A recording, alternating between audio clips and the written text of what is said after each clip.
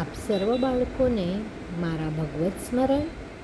આજે આપણે એક વાર્તા પ્રસંગ લઈએ આપણા વાલા શ્રીજી બાવાનો. ઠંડીની મોસમ છે અને એકવાર શ્રી ગુસાઈજી શ્રીનાથ દ્વારમાં પધાર્યા છે. શ્રી ગોવર્ધનનાથજી, શ્રી ગોવિંદાસજી અને ગોવિંદાસજી પૂછડી તરફ શ્યામ ઢાકની નીચે શ્રીનાથજી અને ગ્વાલબાલ સૌ એકવાર ખેલી રહ્યા છે અને ગોવર્ધનનાથજી ક્યારેક ઢાક પર ચડી જાય છે અને મુરલી વગાડે છે અને બધા ગ્વાલોને બોલાવે છે. આમ શ્રીજી બાવા નિત્ય ગ્વાલબાલ સાથે ત્યાં ઢાક પર ખેલતા. ઢાકમાં થોડેક દૂર એક ચોતરા પર બેસી અને ગોવિંદાસ કીર્તન કરતા. ઠાકોરજી આ ઢાક પર બેઠા છે અને બધી ગાયો વનમાં ઘાસ ચરે છે અને પ્રભુ મુરલી વગાડે છે અને ગોવિંદાસ કીર્તન કરે છે અને ઘાસમાં કુમળું કુમળું ઘાસ છે તે ગાયો ચરે છે.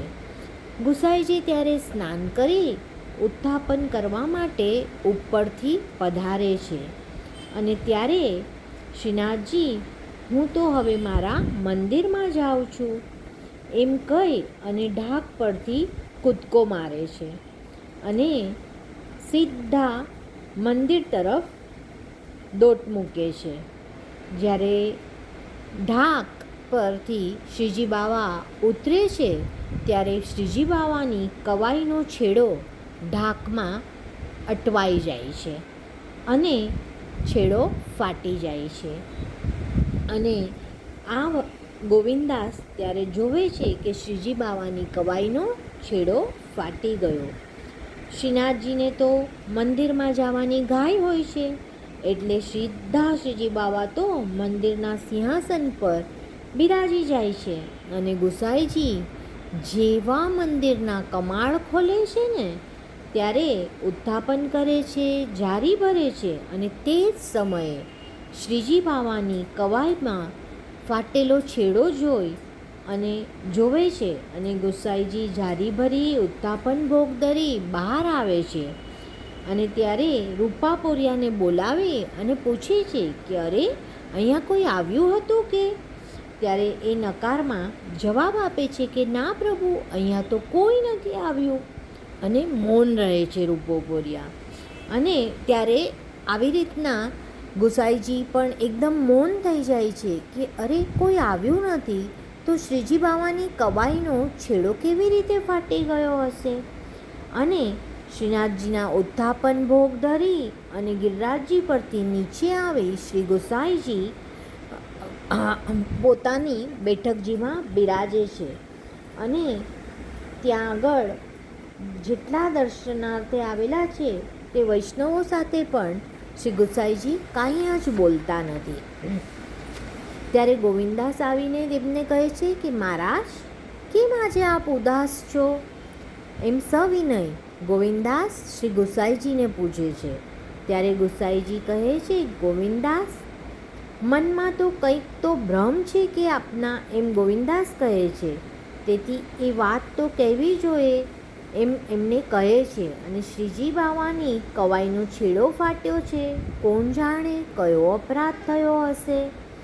અને ગોવિંદાસ હસીને ત્યારે જવાબ આપે છે કે મહારાજ, આવી વાત તો ભલા આપ ઉદાસ કેમ થાવ છો? આવી વાતમાં તમે શું તમારા છોકરાને નથી જાણતા? તમારા છોકરાનો સ્વભાવ તમે જાણતા નથી? અને તમારો છોકરો તો ઢાક ઉપર બેઠો હતો અને તમે નાઈને ગિરિરાજજી તરફ પધાર્યા ત્યારે છોકરાએ ઢાક પરથી છલાંગ મારી અને છેડોનો ટુકડો ફસાઈ રહ્યો ઢાકમાં અને આપ પધારો છો એ દેખાણું ત્યારે તેઓ દોડી અને મંદિર તરફ દોટ મૂકી અને મંદિરમાં આવીને બિરાજી ગયા. ત્યારે ગુસાઈજી કહે છે કે આ વાત સાચી છે? ત્યારે ગોવિંદાસ કહે છે કે ચાલો હું આપને બતાવું.